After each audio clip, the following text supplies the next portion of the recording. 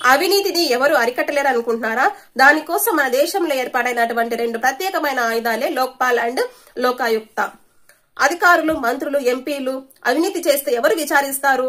దానికోసం మన దేశంలో ప్రత్యేకంగా ఏర్పాటైనటువంటి సంస్థలే లోక్పాల్ అండ్ లోకాయుక్త. మొదటిగా లోక్పాల్ గురించి తెలుసుకుందాం. ఇది కేంద్ర స్థాయిలో అవినీతి వ్యతిరేక సంస్థ. 2013లో లోక్పాల్ అండ్ లోకాయుక్త చట్టం ద్వారా ఇది ఏర్పాటైంది. దీనిలో సభ్యులు ఒక చైర్మన్ ప్లస్ 8 మంది సభ్యులు ఉంటారు. 50% రిజర్వేషన్ అనేది కూడా దీనికి అప్లై అవుతుంది.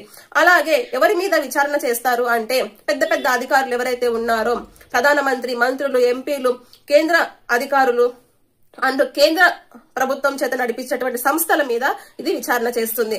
అలాగే లోకాయుక్త అంటే ఏంటి అంటే రాష్ట్ర స్థాయిలో అవినీతి నిరోధక సంస్థ. ఆయా రాష్ట్రాల చట్ట ప్రకారంగా సభ్యులు అనేటువంటి వాళ్ళు ఉంటారు. అయితే ఎవరి మీద విచారణ చేస్తుంది ఇది లోకాయుక్త అంటే ముఖ్యమంత్రి, మంత్రులు, ఎమ్మెల్యేలు అండ్ రాష్ట్ర ప్రభుత్వం ద్వారా నడిచేటటువంటి సంస్థల మీద ఇది విచారణ చేస్తుంది. లోకాయుక్త అనేది రాష్ట్రంలో ఉంటుంది, లోక్పాల్ అనేది ఢిల్లీలో ఉంటుంది. ఇద్దరి యొక్క ఏమేంటి అంటే అవినీతిని నిరోధించడం.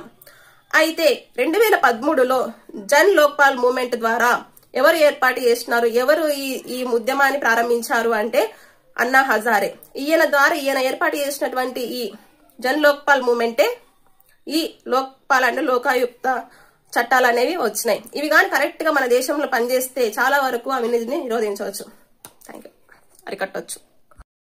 వీడియో నచ్చితే లైక్ చేయండి, కామెంట్ చేయండి అండ్ సబ్స్క్రైబ్ చేయండి. మరిన్ని పాలిటీ టాపిక్స్ ఏమైనా కావాలి అంటే కామెంట్ చేయండి. Thank you.